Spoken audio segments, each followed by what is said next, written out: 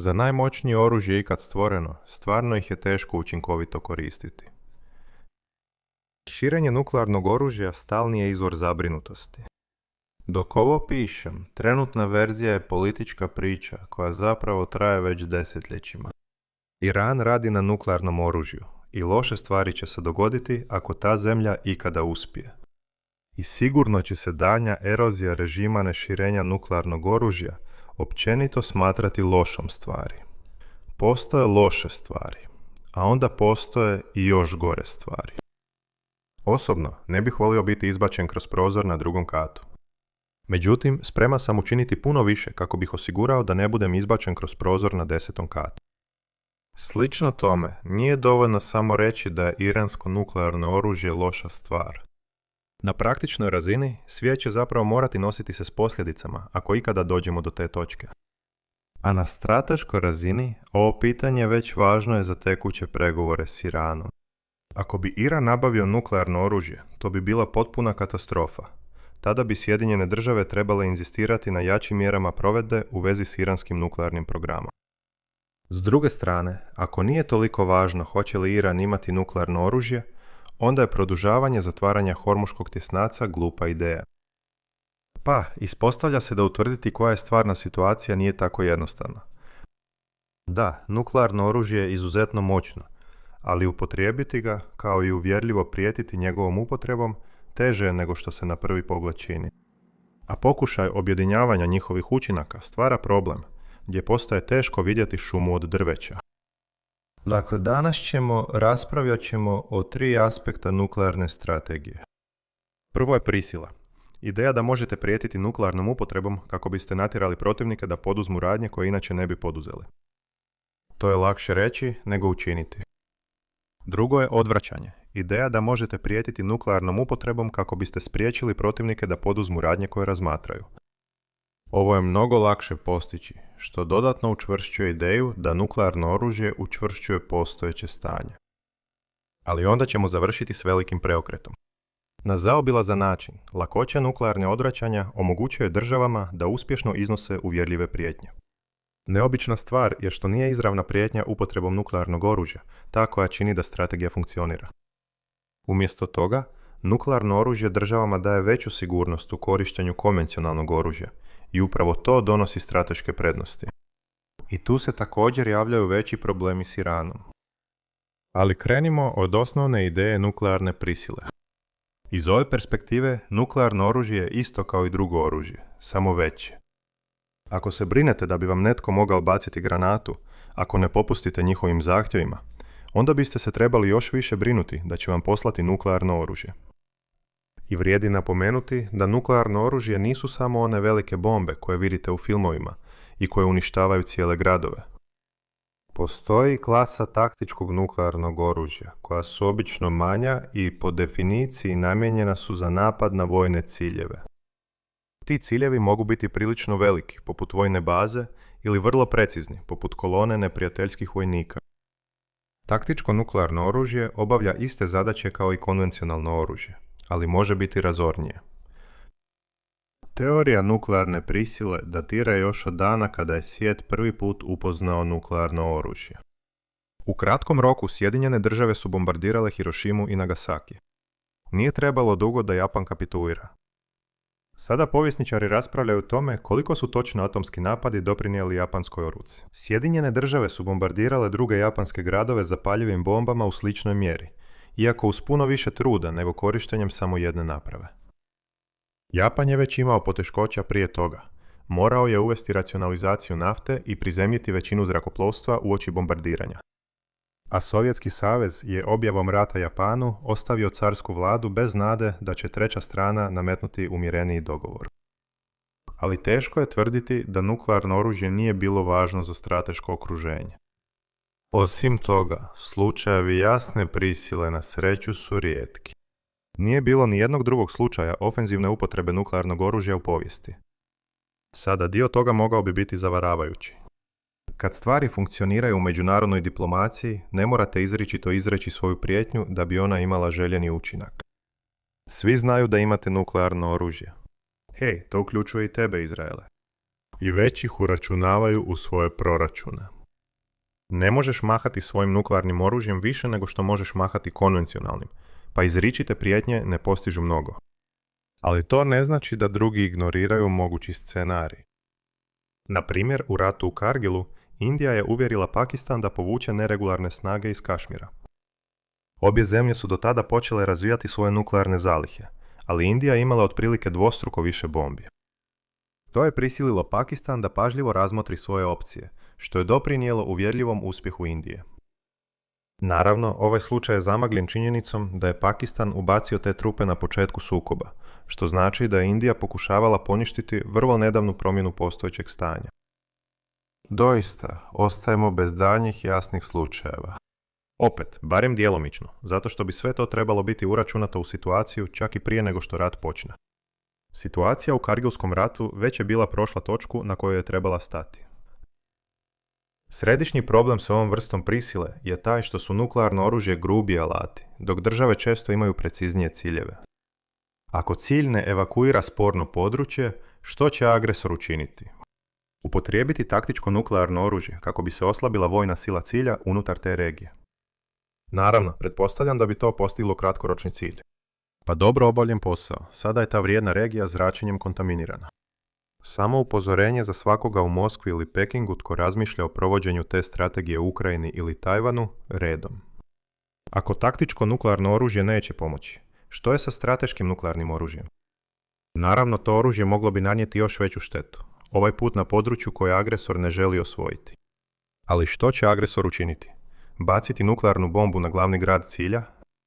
Čak i konvencionalne strateške bombarderske kampanje ovdje se nisu pokazale uspješnima. Ako cilj zaista želi zadržati kontrolu nad spornim teritorijem, gubitak glavne imovine ne spriječava izravno cilj da i dalje okupira sporni teritorij. I to dolazi sa značajnim nedostacima. Ako je agresor također država s nuklearnim oružjem, tada bi se cilj mogao naći u nuklearnoj razmjeni. Imajte na umu da je ovo zapravo argument u korist nuklearnog oružja, jer je poništavanje prisilne nuklearne sposobnosti vaše protivnika vrlo korisno. Ali nenuklearne mete i dalje mogu odoljevati nuklearnim prijetnjama agresora. Razmislite o raznim nuklearnim prijetnjama koje je Rusija uputila Ukrajini. Kijev ih je uglavnom ignorirao i zbog toga nije bio kažnjen. Glavni razlog je taj što Kremlj treba ekonomsku potporu Indije i Kine kako bi mogao održati ostatak ratnih napora. I nijedna od tih zemalja ne želi živjeti u svijetu u kojem su nuklearno oružje i ratovanje svakodnevna pojava. Naravno, obje te zemlje također imaju nuklearno oružje, ali prepoznaju da nuklearno oružje nameće negativne vanjske učinke drugima. Zato žele iskoristiti svoje ekonomske kapacitete kako bi uvjerili druge da ne koriste nuklearno oružje, barem ne olako, čak i dok pokušavaju zaštititi vlastitu mogućnost korištenja nuklearnog oružja za kasnije. Povucimo paralelu. Zamislite to kao nekoga tko vozi automobil koji troši puno goriva, ali ipak podržava društvena ograničenja za vozila na benzin. Unatoč izgledu, to nije licemjerno. To je samo prepoznavanje da je vlastiti utjecaj malen, a jedina stvarna rješenja su uvođenje ograničenja za sve. Vraćamo se na ratovanje. Položaj Indije i Kine ostavlja Rusiji mogućnost da upotrebi nuklearno oružje ili da zadrži posljednje od svojih glavnih trgovinskih partnera. Kremlj preferira ovo drugo i tako smo došli do ovoga gdje smo sada. Ova logika vrijedi čak i za taktičko nuklearno oružje, koje čini veliki dio ruskog arsenala. Zapamtite, one uglavnom dupliciraju uloge koje mogu imati konvencionalna oružja. Zašto onda ne upotrijebiti konvencionalna sredstva i ne riskirati bijes Pekinga? Čelnici su pokušali razna zaobilazna rješenja za taj problem. Jedna od njih je ideja prijetnje koja ostavlja nešto slučaju. Ako ne mogu uvjerljivo zaprijetiti da će upotrijebiti nuklearno oružje protiv tebe, možda umjesto toga mogu prijeći na nižu razinu eskalacije koja sa sobom nosi rizik da sve izmakne kontroli unatoč našim najboljim naporima da to spriječimo. Na primjer, pretpostavimo da agresor premjesti taktičko nuklearno oružje na bojište i olabavi ograničenja zapovijedanja i kontrole nad njima. To bi za metu trebao biti razlog za zabrinutost. Meta možda zna da vođa nikada ne bi odobrio upotrebu tog oružja, barem ne u aktivnom smislu. Ali također je moguće da bi neki odmetnuti zapovjednik mogao pomisliti da bi bilo zabavno isprobati ih. Što kriza dulje traje, to je vjerojatnije da bi se moglo dogoditi nešto razorno. S druge strane, meta možda poželi prestati pružati otpor. Isto tako načelo moglo bi se primijeniti i na upotrebu strateškog nuklearnog oružja. Vođa bi mogao unaprijed odobriti zapovjednicima da odmah otvore vatru nakon radarske potvrde protivničkog nuklearnog napada, čime bi se ublažili problemi koji nastaju pokušajem dekapitacijskog udara. Ali to nosi rizik da neispravna radarska instalacija slučajno izazove Treći svjetski rat. S druge strane, možda je upravo to i poanta. Prebacivanje tog rizika na protivnika može ih natjerati da popuste po političkom pitanju koje želite riješiti. Ključ ove strategije iz perspektive agresora je u tome što binarnu upotrebu nuklearnog oružja pretvara u vjerojatan ishod. Možda nije moguće uvjerljivo zaprijetiti zajamčenom upotrebom bombe, ali možete povećati mogućnost da će doći do katastrofe za sve, kao način da pokažete da ste više posvećeni pobjedi u sporu. Ponekad se to naziva politikom ruba, kada dvije nuklearne sile istovremeno sudjeluju u ovakvom ponašanju eskalacije. Ali ista logika vrijedi i kada je uključena samo jedna nuklearna država. Drugi način da pokušate učiniti nevjerojatnu prijetnju uvjerljivom je pokušati uvjeriti druge da ste ludi. Ovo je teorija ludaka. Sukob na kojem je najbolje pokušao Richard Nixon u Vijetnamu, posebno u vezi s time da se Sovjetski savez drži podalje od tog sukoba, ideja je jednostavna. Pokušavaš stvoriti dojam iskrenosti ni iz čega. Problem je što ti drugi moraju vjerovati, a tu se to obično raspada. Kada sve ove uvjerljive argumente o Iranu spojimo, Teheran bi zaista jednog dana želio upotrijebiti nuklearno oružje, ili barem prijetnju njegovom upotrebom kako bi proširio svoj utjecaj u regiji. To bi podrazumijevalo prisiljavanje Sjedinjenih država da napuste regiju, uključujući napuštanje baza, posebno oko zaljeva. To bi učinilo mnoge države nervoznima zbog onoga što bi se moglo dogoditi sljedeće, ali Iranu bi i dalje bio veliki izazov upotrijebiti nuklearno oružje kako bi postigao te ciljeve. Čak ni teorija ludaka ne bi Teheranu puno pomogla. Zapadni prikazi iranske vlade često opisuju klasu mula kao lude. I da, postoji temeljna razlika u načinu na koji Iran gleda na svijet, ne samo u usporedbi sa zapadnim zemljama, već i s drugima u regiji. Međutim, iranska vlada cijeni vlastiti opstanak, a također ovisi o Kini, koja kupuje njezine proizvode, a novac od tih prodaja je nužan da bi Iran mogao funkcionirati. Druga strana nuklearne prisile je odvraćanje. Umjesto da prisili protivnika da promijeni svoje ponašanje, odvraćanje ima za cilj prisiliti protivnike da zadrže postojeće stanje. A ovo je puno lakše u usporedbi, do te mjere da se često jednostavno uzima zdravo za gotovo. Sada, to je možda općenito ispravan stav, ali ovdje još uvijek postoje neke suptilnosti.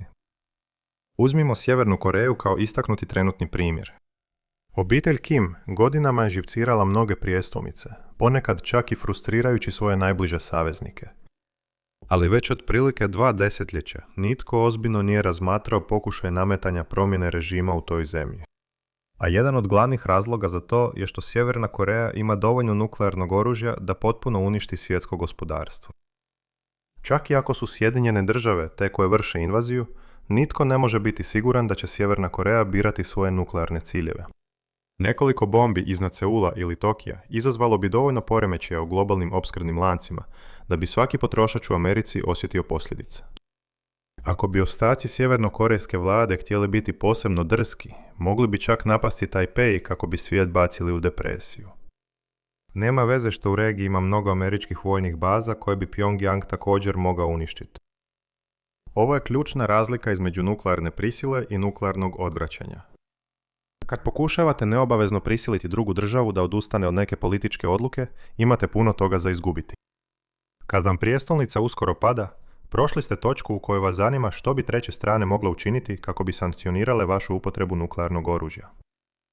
Slično tome, nitko ne misli da će neka invazijska vojska uskoro marširati na Moskvu. Isto vrijedi za Washington, London, Pariz, Peking, Novi Deli ili Islamabad. Zapravo, ova logika nam pomaže bolje razumjeti trenutno razdoblje nuklearne proliferacije. Izvorno su zemlje koje su razvile nuklearno oružje bile koncentrirane među industrijskim velesilama. Kako su fizičari diljem svijeta sve bolje razumjeli tehnologiju iza nuklearnog oružja, trend u nuklearnim istraživanjima prešao je na autokratske vlade zainteresirane za sigurnost režima. Veličina i opća razvijenost zemlje postali su sporedna pitanja. Osim Sjeverne Koreje, razmislite o zemljama poput Iraka, Libije, Sirije i Irana. Vratit ćemo se na tu posljednju za trenutak. Sada opseg vjerodostojne prijetnje odvraćanja ima svoje granice. Uzmimo za primjer Izrael. U svojim prvim godinama suočavao se s neprestanim izazovima svojih susjeda oko samog postojanja cijele zemlje. Nakon što je stekao nuklearno oružje, prijetnje Izraelu nisu se promijenile. Ali opseg problema se zasigurno promijenio. Zapravo, nuklearno oružje nije spriječilo te protivnike da vode ratove protiv Izraela, što bi moglo umanjiti odvraćajuću vrijednost nuklearnog oružja. Međutim, bitke više nisu bile vezane uz marširanje u Jeruzalem i podizanje nove zastave. Umjesto toga, one su se razvile u sukobe oko rubnih područja. Na primjer, tijekom Jom Kipur rata, Sirija se usredotočila na Golansku visoravan, a Egipat na Sinajski poluotok. Kada je Anwar Sadat posjetio Izrael 1977. godine, kao dio šireg mirovnog procesa, izraelski zamjenik premijera ga je upitao zašto Egipat nije pokušao ići dalje. Sadat je odgovorio: imate nuklearno oružje, zar niste čuli? A ako ste se ikada pitali zašto Europa ili Sjedinjene države, barem pod Bidenovom administracijom, nisu izravno intervenirale u ratu u Ukrajini, popis razloga počinje, a možda čak i završava, s nuklearnim oružjem. Da je Srbija kao hipotetska alternativa pokušala izvršiti invaziju na Ukrajinu na ovakav način, možete zamisliti da bi to brzo završilo s gomilom bombi koje bi padale na izvršnu vlast te zemlje. Ali ako to pokušate učiniti Kremlju, nailazite na probleme poput toga da Varšava bude pogođena nuklearnom bombom. Zapamtite tu misao za kasnije. Ili možda, da kontrafakt učinimo manje apstraktnim, što ako bi neka nenuklearna zemlja poput Iraka izvršila invaziju na Kuvajt? Pakao nema takvu biješ kao George H.W. Bush, koji je prisiljen izgovoriti Sadame 20 puta na sat. Sada, sposobnost odvraćanja nije beskonačna. Obično mislimo da se vjerodostojnost odnosi samo na ključne regije. Uzmimo Kursk kao primjer.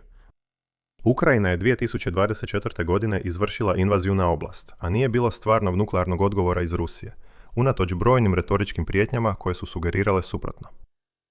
Iako bi se ovo kvalificiralo kao odvraćajuća upotreba, Kremlj bi i dalje morao nositi se s političkim posljedicama iskorištavanja atoma. Stoga se zemlje pokušavaju biti kreativne sa svojim nuklearnim strategijama. Jer raspoređivanje nuklearnog oružja je primarna metoda za povećanje vjerodostojnosti nuklearnog napada. Ako se gomila nuklearnog oružja nalazi blizu linije kontrole, pokušaj invazije na to područje stavlja lokalne zapovjednike pred dilemu: upotrijebi ga ili ga izgubi. Ipak, ne možete jamčiti vjerodostojnost na ovaj način. Unatoč tome što su Sjedinjene države rasporedile nuklearno oružje u Europi tijekom hladnog rata, Francuska je ostala prilično skeptična da bi Sjedinjene države riskirale Pittsburgh kako bi zaštitile Pariz, zbog čega je donesena odluka o izgradnji vlastitog nuklearnog odvraćanja. Povezujući teoriju odvraćanja sa Iranom, upravo je to glavna korist koju analitičari očekuju u mogućem scenariju nakon širenja nuklearnog oružja u Perziji. Sjedinjene države, na primjer, ne bi mogle ponoviti atentat na Ajatolaha bez rizika od nevjerojatne štete za ostatak regije, Izrael, Europu ili možda jednog dana i za samu američku kopnenu teritoriju. Sada, uz to ipak treba dodati važnu napomenu. Iran je već imao nuklearnu opciju, bez cijepanja atoma. To je bilo zatvaranje Hormuškog tjesnaca. Jasno je da ta strategija nije bila nepogrešiva, ali je desetljećima bila učinkovito sredstvo odvraćanja. I jedina korist od odvraćanja koju Iran dobiva od nuklearnog oružja su slučajevi koje bi nuklearno oružje pokrilo, a Hormuz ne bi mogao. Ako pogledamo širu sliku, dolazimo do ključne tvrdnje ovog videa i iz opće perspektive nuklearne prisile, ali i konkretno u vezi s onim što bi se moglo dogoditi s Iranom. Uspjeh na polju nuklearnog odvraćanja vodi do uspjeha na polju prisile, ali ne putem nuklearne prisile. Jeste li već zbunjeni? Dopustite mi da objasnim. Glavni problem je što se cijela ova rasprava o prisili i odvraćanju do sada bavila samo trenutačnim odlukama, a ne širim procesom prisilnog pregovaranja u kojem države sudjeluju. Podsjetimo da u kriznim pregovorima države moraju postići dogovore koji su u skladu s očekivanim ishodom rata, uz određenu fleksibilnost, jer mirovni sporazumi štede na troškovima ratovanja.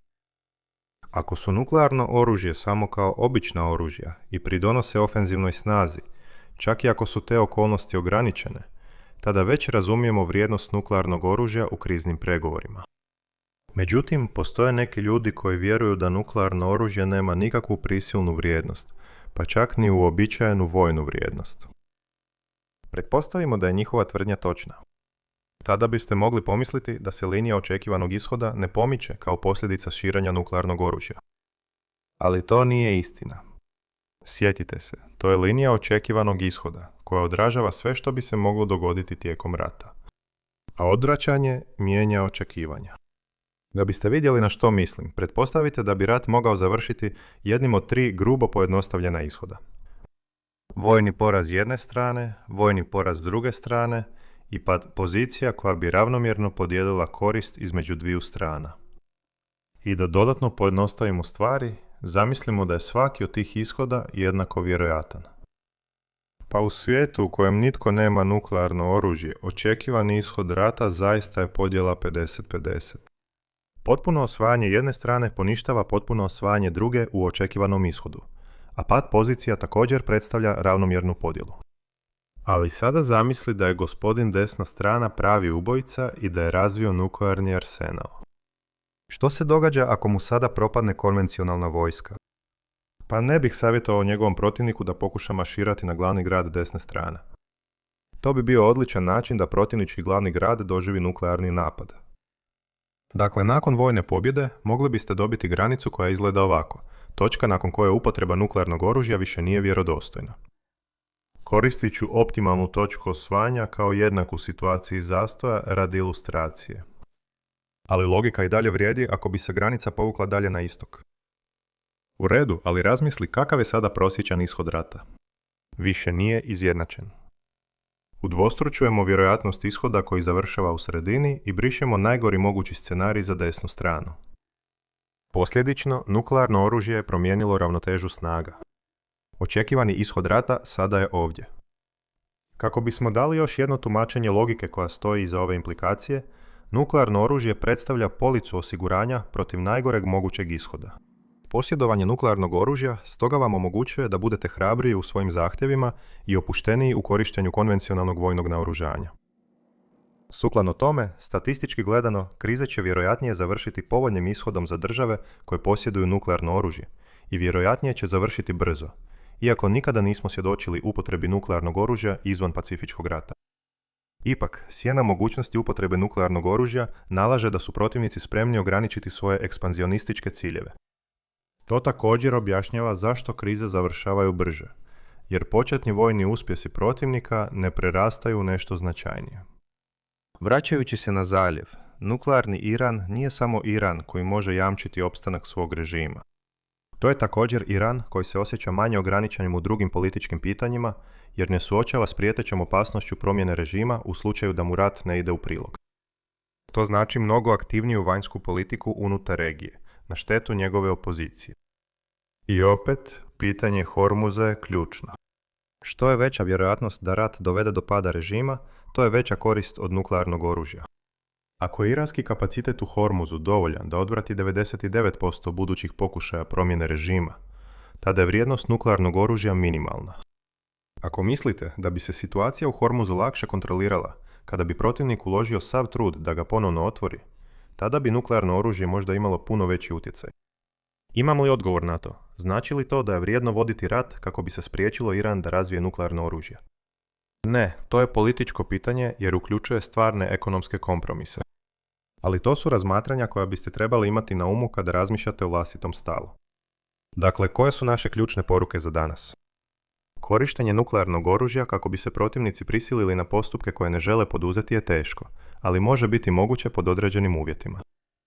S druge strane, korištenje nuklearnog oružja za odvraćanje protivnika je znatno lakše. Međutim, snažna nuklearna odvraćanja omogućuju korištenje konvencionalnih vojnih snaga u širem spektru okolnosti, dopuštajući posjednicima nuklearnog oružja da upućuju uvjerljive prijetnje bez izravnog pribjegavanja nuklearnoj upotrebi. Što ćete učiniti s tim informacijama u vezi s Iranom, prepuštam vama. U međuvremenu možete nastaviti detonirati bombe znanja gledajući jedno od mojih starih predavanja o širenju nuklearnog oružja. Upozorenje, slijede PowerPoint prezentacije iz doba pandemije. Ako vam se svidio današnji video, lajkajte, podijelite i pretplatite se, a mi se vidimo sljedeći put. Čuvajte se.